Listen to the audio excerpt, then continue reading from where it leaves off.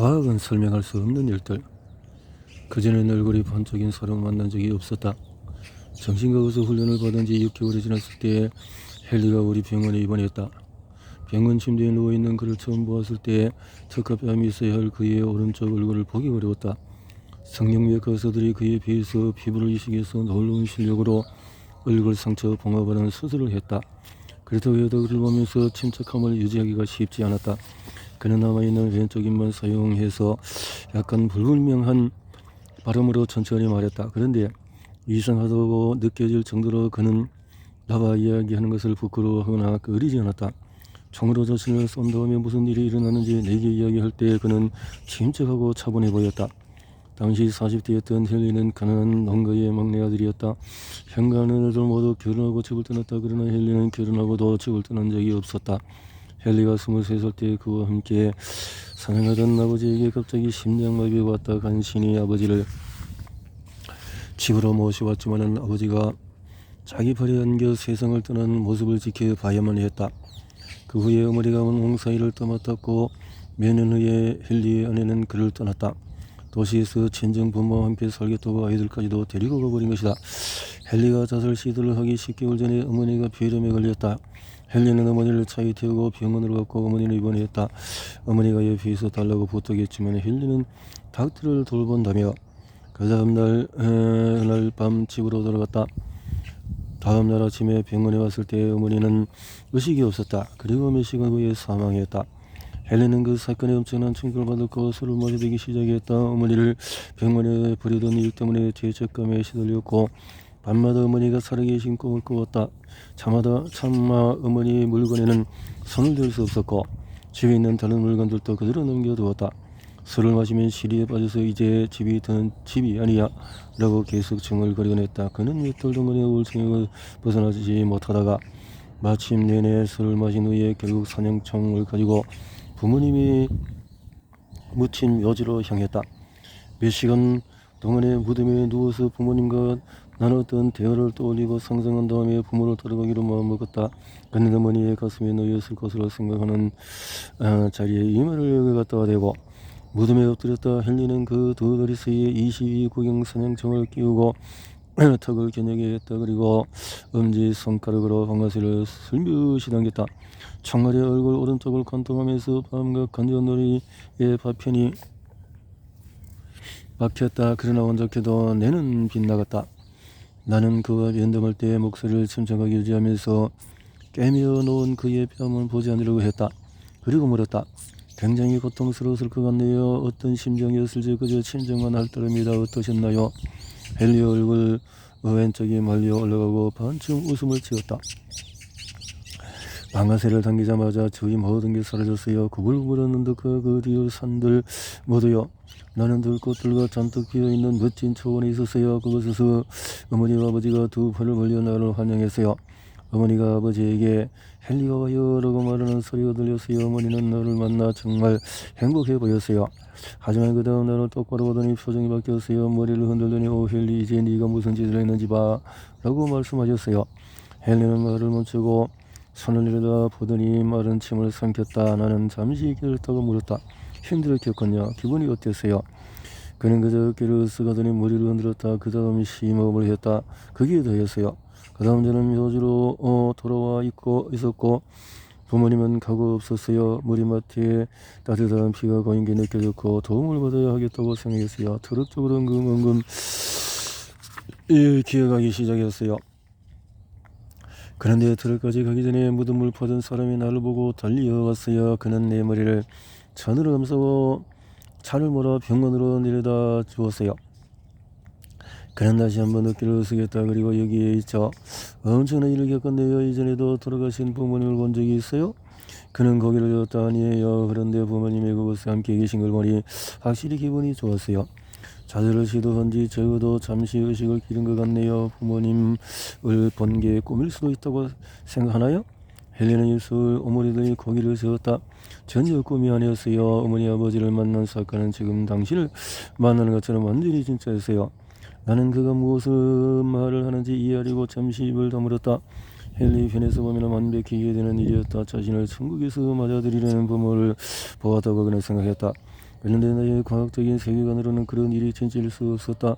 머릿속에 여러 가능성이 떠올랐다. 헨리가 정신이 이상이었을까? 술을 너무 마셔서 환영을 본 걸까? 부모의 무덤에 너무 오랫동안 앉아있다 보니까 알코올에 금단 상태에 빠졌고 헛것이 보였을까? 그저는 무엇을 벗어 부모의 환영을 본 것일까? 나는 헨리가 미쳤다고 주장할 수가 없었다. 병원에서 며칠 보냈지만 그는 침착하기만 했고 행동 방식에도 이상한 점이 전혀 보이지 않았다. 병원에 갇혀 지내면서 알코올 금단 증상을 전혀 보이지 않았다. 그리고 놀랍게도 전혀 슬퍼 보이지 않았다. 방아쇠를 당길 때 무슨 일이 일어나길 바랐어요? 헨리에게 물었다. 그저 더는 살고 싶지 않았어요. 무슨 일이 일어나든지 상관하지 않았어요. 더 이상 참을 수가 없었고 어머니 없이 계속 살 수가 없었어요. 그는 재빨리 대답했다. 그러면 지금 어때요? 지금은 모든 걸 끝내는 것에 대해서 어떻게 생각해요? 지금은 그런 생각은 전혀 하지 않아요. 아직도 어머니가 그립긴 해요. 하지만 어머니가 어디 계신지 알게 되니 지금은 행복해요. 당시에 정신과 의사로 훈련받은 지 얼마 되지 않기는 했지만은 자살 시도를 했다가 살아난 후에 헨리처럼 자신감을 드러내는 사람을 본 적이 없었다. 그런 자살 시도를 했던 일은 부끄럽지만은 부모님을 보게 되어서 감사하다고 말했다. 게다가 그는 다른 환자들과 대화하면서 생명이 얼마나 소중하고 신성한지 알리며 용기를 주고 싶다는 마음으로 가득했다. 그가 어떻게 부모를 볼 수 있었던 간에 그 사건이 슬픔을 이겨내는 데 분명히 도움이 된다는 증거였다. 이건 역시 인사체험이라는 용어가 영어권에 소개되기 몇 년 전의 일이었다. 그래서 헨리의 경험을 환영이나 죽은 부모와의 상상 속의 만남이라는 틀에서 이해할 수밖에 없었다. 당시 나는 그의 경험을 심리적인 방어 기제 정도로 여겼다. 홀리가 내 넥타이에 얼굴을 보였다고 말한 지 몇 달이 지나지 않은 무렵에 그 일을 하려고 여전히 애쓰고 있을 때였다. 그런데 헨리의 경험은 홀리와는 정말 다르게 느껴졌다. 홀리는 의식을 잃은 자신의 몸에서 멀리 떨어져 있는 곳의 일을 보고 들었다고 주장했다. 그래도 일반적인 물질 세계 안에서 벌어진 일을 이야기했다고 유령을 보았거나 유령이 하는 말을 들었다고 하지는 않았다. 반면에 헨리는 죽은 부모를 보고 그들이 하는 말을 들었다고 주장했다. 여기서 가장 큰 차이점은 헨리의 환영에 대해서는 나름대로 객관적이고 과학적인 관점으로 분석할 수 있다는 것이었다. 반면에 홀리는 나를 자신의 환영 속으로 끌어들였다. 그 일에 대해서 곰곰이 생각하려고 할 때마다 혼란에 빠졌고 설명할 방법이 없었다. 가령 헨리의 환영에 대해서는 심리적인 방어기제라고 이름을 붙일 수 있었다. 그러나 그게 진짜가 아니었다고 어떻게 헨리를 설득할 수 있겠었겠는가? 모든 게 그의 상상뿐이라고 말하면 정신과 의사로서 그와 맺은 신뢰관계가 모두 깨질 것이라는 사실을 알았다. 그런 환영을 본 일이 그에게 얼마나 도움이 되고 자살하고 싶은 마음을 없애는데 얼마나 중요한 역할을 하는지도 이해했다. 나는 어머니의 죽음에 적응하려고 애쓰는 그의 무의식이 환영을 만들어낸다고 생각했다. 유일하게 그에게 살아야 할 이유를 주는 부모의 환영을 부정하지 않고 최대한 활용하는 게 의사로서 헨리에게 가장 도움을 주는 방법이라고 마음먹었다. 내가 그에게 전한 메시지는 간단했다. 삶의 새로운 목적을 찾을 정도로 엄청나게 강력한 체험을 한 것 같네요. 그게 당신에게 어떤 의미인지 어떻게 해야 할지를 생각해 봅시다. 나는 그의 환영을 적은 어머니와 심리적으로 다시 만나는 방법이라고 여기며 헨리와 함께 그것의 상징적인 의미를 탐구하려고 했다. 그러나 그는 부모와 만난 일을 어떤 상징이 아니라 구체적인 현실로 여겼다.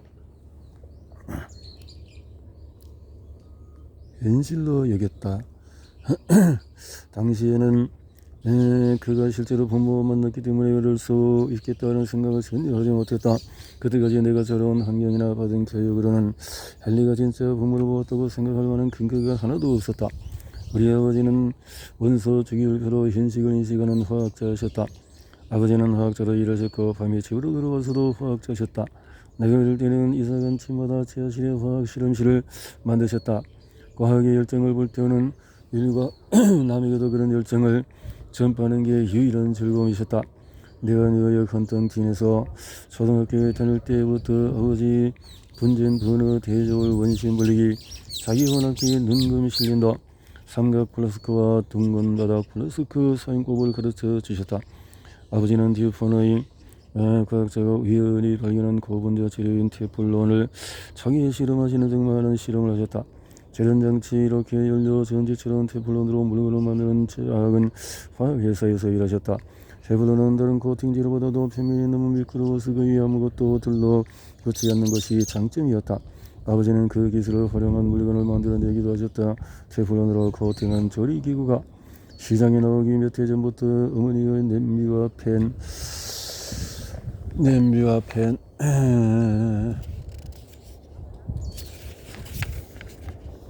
주걱에 다양한 형태의 테플론을 뿌리며 실험하셨다. 그 때문에 가끔 우리가 먹은 음식에도 테플론이 정음식 섞여 있기도 했다. 아버지 같은 발명품들은 별로 성공적이지 않았다. 아버지는 물집이 생기지 않게 하겠다고 우리 신발에 테플론을 집어넣으셨다.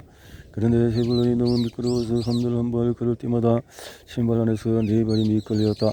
실험에 성공하느냐 마느냐는 아버지에게 그리 중요하지 않았다. 궁금한 걸 얻어내면서 실험할 때의 흥미진진함이 정리했다. 쟁으로 받치는 돌 위에 하늘을 보자 늪자 보면 읍자 길이감으로 전율이 등골을 타고 흘러내렸다. 우뚝 솟은 소나무들 사이로 스며든 햇살이 철쭉과 진리의 덤불을 비추고 새들이 아침 산들 바람을 맞으며 노래했다. 크고 평평한 황홀한 표면에 파인 1.3cm 깊이 홈이 내 몸을 완전히 둘러싸고 있었다. 그리고 네 발 바로 아래 둥글게 파인 홈과 도래모서리 사이로 물이 빠져나가는 작은 구멍이 있었다. 무게가 적게 1톤을 넘는 화강암은 4개의 밑돌 위에 한 1m 정도 높이에 놓여 있었다. 땅딸막한 아버지는 손에 절자를 들고 입에 파이프를 문 채 반짝이는 눈으로 화강암 조미를 수성이며 공책에 메모하고 도표를 그렸다. 널쩍한 화강암을 둘러싼 2개의 석실과 배수로와 1년 중에서 특정 시기에 태양과 일직선을 이루는 듯이 보이는 돌 기둥들은 미스터리였다. 20세기 중반의 뉴햄프셔주 세일럼의 그 땅을 소유했던 농부는 그것을 미스터리 언덕이라고 불렀다. 이 지역을 연구한 사람들은 콜럼버스가 아메리카 대륙을 밟기 수백 년 전인 기원 후 1000년 정도에 건너온 바이킹족 혹은 기원 전 700년 정도의 영국에서 건너온 켈트족 아베나키와 페나쿠크 같은 다양한 아메리카 원주민 부족들이 수천 년에 걸쳐 세웠다고 추측했다. 누가 만들었든지 차가운 화강암 위에 누워있으니 등골이 오싹했다. 내 피가 몸 주위 홈으로 흘러내린 후에 내 가라에 구멍으로 떨어져서 향동위에 모이는 상상을 할 수 있었다. 으스스하기는 했지만 흥미진진하기도 했다. 16살 소년이었던 나는 그것에서 미스터리를 과학적으로 풀어내려는 아버지를 돕고 있었다. 뉴 잉글랜드 지역의 쌀쌀한 가을날에 차가운 돌 위에 누워있으니 몸이 떨리는지 무언가를 발견한다는 두근거림 때문에 더 떨렸는지 알 수가 없었다. 아버지는 새로운 사실을 발견하는 것에 분명 전율을 느꼈다. 수수께끼를 풀면서 과학의 영역을 넓히는 아버지의 일에 참여하는 나도 벌써 흥미진진했다. 이처럼 나는 10살 때부터 안락의자에 앉아서 진정만 하거나 소원과 미신을 있는 그대로 받아들이기보다는 자유를 모으고 분석하면서 질문의 답을 찾는 과학적인 사고방식의 매력을 느꼈다. 미스터리 언덕에 대한 진실은 오늘까지 명확하게 알려지지 않았다. 아마도 여러 집단이 수세기에 걸쳐서 비어로 만들어 놓으면서 기원할 수 있는 증거가 파괴되거나 달라졌기 때문일 것이다. 재물을 바치는 돌, 이 사실은 그저 19세기 사과 압착계의 앞부분 으깨진 사과즙이 흘러내려 모이는 부분일 수도 있다. 아니면 빈도를 만들기 위해서 나머지 재물을 빼내는 돌 누르기일 수도 있다. 아버지와 나는 미스터리 언덕에 대한 것까지 주장을 뒷받침할 만한 증거를 하나도 찾아내지 못했다. 그러나 진실을 찾기 위해 체계적으로 탐구할 때의 짜릿함을 절대 잊을 수가 없었다. 회의주의자였던 아버지는 사물에 대한 자신의 해석에 대해서도 끊임없이 의심하셨다. 또한 이해할 수 없는 일이나 자신의 예측에서 벗어나는 일들을 탐구할 때 가장 행복해하셨다. 그리고 내게 과학에 대해서 열정을 심어주셨을 뿐만 아니라 과학의 결론이 왜 잠잠기일 수밖에 없는지 그 본질도 알려주셨다. 과학은 성향성 항성 과정에 있다. 우리의 세계관이 아무리 단단할지라도 새 증거가 나타나 의심이 생기면 다시 탐구할 준비가 되어야 한다. 이렇게 열린 마음을 가지고 있어야 우리가 설명할 수 없는 일들을 보고 판단할 수가 있다. 우리 선입견에 맞는 현상을 영감해서 자세한 부분까지 잘 이해하는 데 도움이 된다. 그런데 과학의 발전과 도약은 종종 선입견에 맞지 않는 현상을 연구하는 데서 이루어진다. 아버지는 내게 이해할 수 없는 현상을 통곡하고 격려하셨지만은 생각과 감정 같은 추상적인 요소나 마음에 관해서는 이야기하신 적이 없었다. 코넬 대학교에 다닐 때 실험 심리학을 전공했다. 금붕어가 어떻게 미로에서 길을 찾는 법이었는지, 지들이 음식을 얻기 위해 다른 시간이 아닌 특정 시간에 막대기를 누르는 방법은 어떻게 배우는지, 어린 물건 원숭이가 다른 물건이 아닌 특정 물건 아래 놓인 음식을 찾은 방법을 어떻게 배우는지, 과학적인 방법을 연구했다. 그러나 동물들의 지능에 매료된 만큼 사람들을 위해서 일하고 싶은 갈망도 커서 대학을 졸업 후에 의대로 진학했다.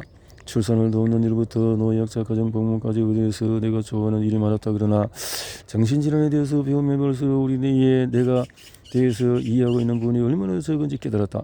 풀리지 않은 질문들이 많아서 결국 정신의학에 이끌리기 시작했다. 의대 3학년 때 부모님 집을 찾았다가 정신과 의사가 될 생각이라고 말씀드리자 아버지는 깜짝 놀랐다. 나는 인간의 무의식적인 생각과 감정이 행동에 미치는 영향에 관심이 많다고 아버지에게 말씀드렸다. 다리를 꺾어 얼른지 앉아있던 아버지는 재킷 호주머니에서 옥수수 들어맞는 파이프와 담배 쌈지를 천천히 꺼내셨다. 아버지는 파이프에 담배를 세심하게 채우시더니 꾹꾹 누르셨다.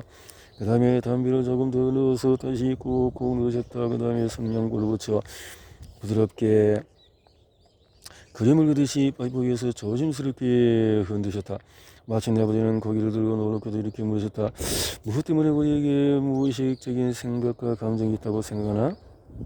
나는 아버지의 무뚝뚝한 질문에 충격을 받다. 그런데 아버지는 무의식이 존재하지 않는다고 이야기하는 것이 아니었다. 아버지는 그저 의심하는 과학자라면 누구라도 그렇듯이 그 증거가 어디 있느냐고 물으신 거였다. 그렇기는 하지만은 아버지의 질문을 듣고 놀랐다. 인간 무의식 의식하지 않지만 생각하고 느끼는 일들은 최소한 100년 동안의 정신의학의 근간이었다.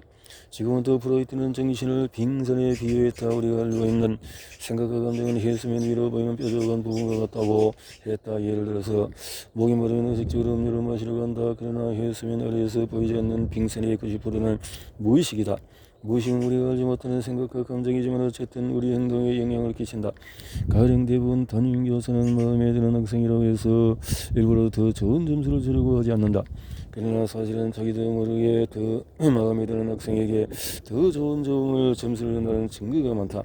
우리의 무의식적인 생각과 감정이 행동에도 영향을 준다는 개념은 내가 의문을 가지지 않고 믿음으로 받아들인 많은 개념 중에 하나였다. 아버지가 무의식적인 생각과 감정의 역할에 의문을 던지는 것에 놀라면서도 곧이어 아버지 말이 어느 정도 타당하다는 사실을 깨달았다. 나는 무의식이라는 개념을 조건 없이 받아들이기 전에 증거를 찾아야 했다. 그러나 생각과 감정처럼 볼 수도 측정할 수도 없는 것들의 증거를 어떻게 찾을지 의문이 생긴다. 우리 세계의 물질적인 부분을 이해하는 일에서 과학자들이 큰 진전을 이루긴 했지만 우리는 생각과 감정처럼 비물질적인 부분들을 경험하기도 한다. 이런 비물질적인 요소들은 의자와 바위같이 물리적인 물건들처럼 우리가 사는 세상의 일부분이다. 과학자들은 비물질적인 요소들에 대해서도 물리 세계의 물건처럼 관찰하고 자료를 모을 수 있다. 사실 과학자들이 감정에서 아원자 입자처럼 직접 관찰할 수 없는 현상을 연구해온 전통은 길다. 우리는 사랑, 분노나 두려움 같은 감정을 직접 관찰할 수 없지만 그런 감정이 우리의 말과 행동, 신체 반응에 어떻게 영향을 주는지 보면서 간접적으로 연구를 할 수가 있다. 물리학자들 역시 너무나 작고 금방 사라지는 아원자 입자들을 직접 관찰할 수는 없다. 그러나 물리학자 도널드 그레이저는 아원자 입자들을 간접으로 연구해서 1960년에 노벨 물리학상을 받았다. 그는 거품 상자에서 금방 사라지는 아원자 입자를 쏘아서 보여주었다. 우리는 그 입자들이 액체에 남긴 거품 자국을 연구한다. 그리고 그 자국에서 우리는 입자들에 대해서 많은 사실을 알 수가 있다. 증거를 찾는 이런 과학 전통은 내가 배운 세계관의 한계를 보여주었다.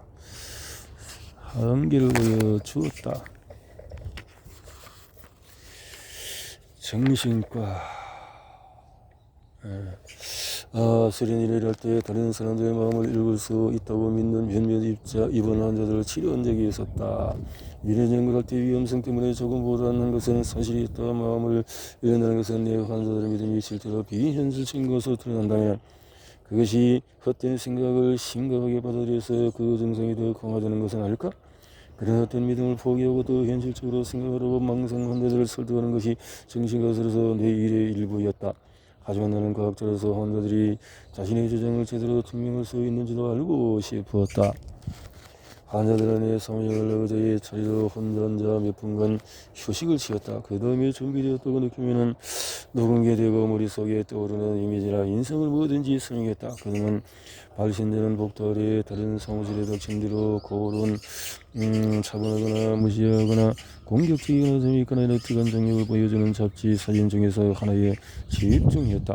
그는 나의 동료들의 예측과 다르지 않았다. 어떤 혼자도 발신자의 마음을 읽었다는 증거를 보여주지는 못했다. 마음을 읽는다는 그들의 마음에 어떤 현실적인 근거가 있다는 증거가 하나도 나타나지 않았다. 그러나 연구를 하면서 기대하지 않았던 한 가지를 발견하기도 했다. 나는 실험이 끝난 후에 환자들에게서 기분이 어떠냐고 물었다. 놀랍게도 그들 모두 실험에 참여해서 행복해했다. 그리고 더 중요하게는 그들의 생각과 감정을 시험해 볼 정도로 진지하게 받아들여 주어서 병원으로 지내서 더 신뢰감을 느낀다고 했다. 게다가 환자들 중에서 한 명은 이 실험에서 발신자의 마음을 읽는 데 실패한 후 자신의 다른 비이성적인 생각들을 의심하게 되었고 현실과 환상을 분리하는 데 도움을 받았다. 그리고 심리치료사는 이 실험을 하는 동안에 환자 상태가 눈에 띄게 좋아졌다고 내게 따로 말해주었다. 어느 환자도 그 실험 때문에 병이 악화되었다고 말하지는 않았다. 우리 예상대로 환자들의 마음을 읽지 못한다는 사실을 확인했지만 흥분은 것이지 않았다. 과학을 활용해서 토벌적인 아이디어를 시험하는 일 자체가 내게 짜릿함을 안겼다. 내게는 결과보다 과정이 더 중요했다. 그 실험에 관한 나의 보고서는 나중에 저의 의학 설지 실렸고 그 후에 몇 년이 지난 후에야 레이먼드 모델을 만나 처음으로 임사 시험에 대한 이야기를 들었다. 내가 버지니아 대학교 정신과 교수로 새로 부임해 가르치기 시작해 레이먼드가 그곳에서 정신과 수련으로 훈련하기 시작했다. 그는 내가 수련이를 감독했던 응급실에서 먼저 훈련을 받았다. 나는 레이먼드가 의대에 다니기 전에 철학을 가르쳤고 아직 의대생일 때 책을 썼다는 사실을 알았다. 그러나 무슨 책을 썼는지는 몰랐다. 어느 날 응급실에서 조용한 시간을 가질 때 그는 내게 자신이 어떻게 살아왔는지 그리고 자신의 제3 이후의 삶에 대해서 이야기했다. 그 책에서 일부 사람들이 죽을 고비를 넘길 때 겪었던 특이한 경험에 대해서 임사체험이라는 용어를 처음으로 사용했다. 그 이야기를 들으면서 그 책에서 설명한 내용이 내가 몇 년 전 만났던 사람들의 경험과도 관련이 있다는 생각이 점점 들었다. 나는 지각 연구 팀이 있다는 사실을 알고 버지니아 대학교에 왔다.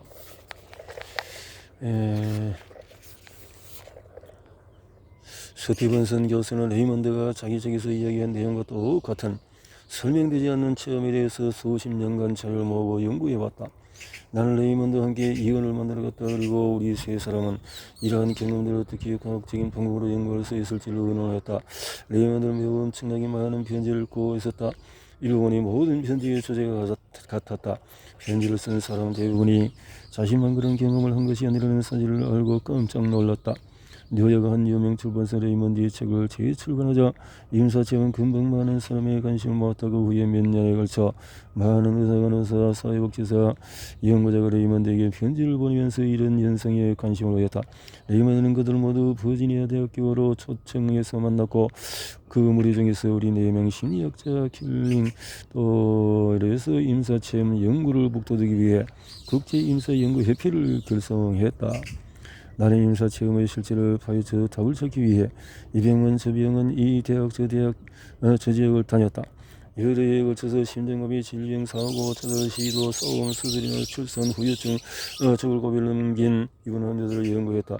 절반 가까이가 혈압이 떨어지면서 심장박동이나 호흡이 멈추거나 사망식으로 받았던 환자들이었다. 나는 동료들과 현장에서 연구한 결과 밝히는 논문 100여 편을 여러 해에 걸쳐 전문화 학술지에 실었다. 이번 환자들을 연구했을 뿐만 아니라 나에게 연락해 자신이 직접 겪었던 임사체험에 대해 이야기해준 체험자 1,000여 명의 사례도 모았다. 그들이 설명한 체험은 입은 환자들의 것과 똑같았다. 그리고는 이 이야기를 정리하기 시작했고 충분히 정리하면 그 이야기에서 일정한 유형을 찾을 수 있을 것으로 기대했다. 그 유형을 찾아내자 결국 임사 체험의 바탕에 무엇이 있는지 더 잘 이해할 수가 있었다.